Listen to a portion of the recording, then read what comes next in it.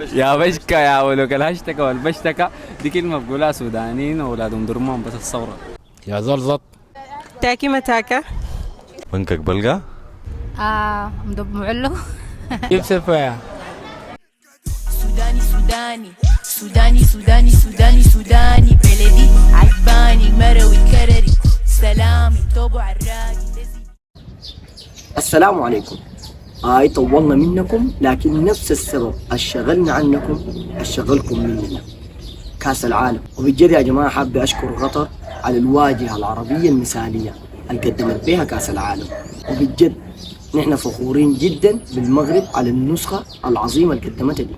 مبروك للأرجنتين، وأخيرا الكورة أنصفت أفضل لاعب في العالم. وإذا ميسي ده علمني حاجة، علمني دريم هاز نو ايج، بمعنى الأحلام ما عندها أعمار معينة. طول ما أنت عندك العزيمة والإصرار والمصابرة والرغبة بتقدر تصل للحاجة اللي أنت عايزها. وبدون مقدمات خلونا ندخل في حلقتنا. الليلة أنا وإسلام قررنا نتجول في شوارع الخرطوم ونخلي الناس يقولوا لنا كلمة واحدة نعرفها بيهم إنهم سودانيين، أو ببساطة كلمة ما بيقولوها إلا السودانيين. وبما إنه قناتنا هدفها إنها تعكس العادات والتقاليد والأشكال والمسميات السودانية، حلقتنا حتضرب عصفورين بحجر واحد، واللي هي الأشكال السودانية والمسميات السودانية. وخلونا كلنا نعيش التجربة دي. الكلمات السودانية كثيرة بتكون مميزة دائما في كل المجتمعات، فيعني بنتداولها وما بيعرفوها إلا الناس شنو، يعني ناس قريبين لك، ناس ناسك انتيمك. يعني زي كلمة شافع مثلا، لما انت تمشي تقولها في مجتمع برا خارجي ما بيعرفوا يعني شنو شافع، لكن لما في البيت الولد الصغير والدكتور تقول له يا شافع تعالي طالب يفهم الكلام. القدح معون. قني بحداي.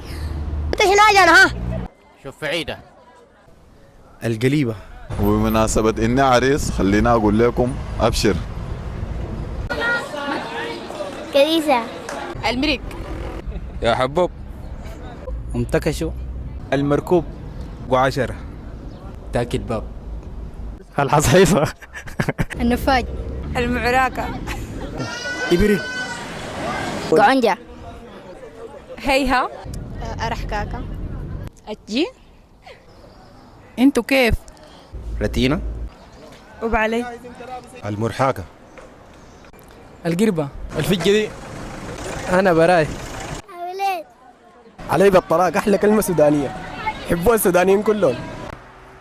وبكده تكون جولتنا معاكم انتهت، وإن شاء الله تكونوا استمتعتوا. وعلى فكرة أنا ذاتي تعلمت لي كلمة جديدة، امتكشوا. وأنا تعلمت الرتين.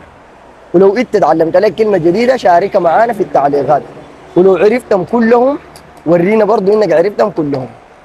وأي زول عجبه النوع ده من الفيديو اكتبوا لنا استمر لو عايزين نقدم لكم نفس المحتوى ده تاني. وعليك الله يا جماعة، وانت بالذات يا ابو راس كبير ده يا اخي اعمل لايك وسبسكرايب وشير، ما حتفرق معك حاجة.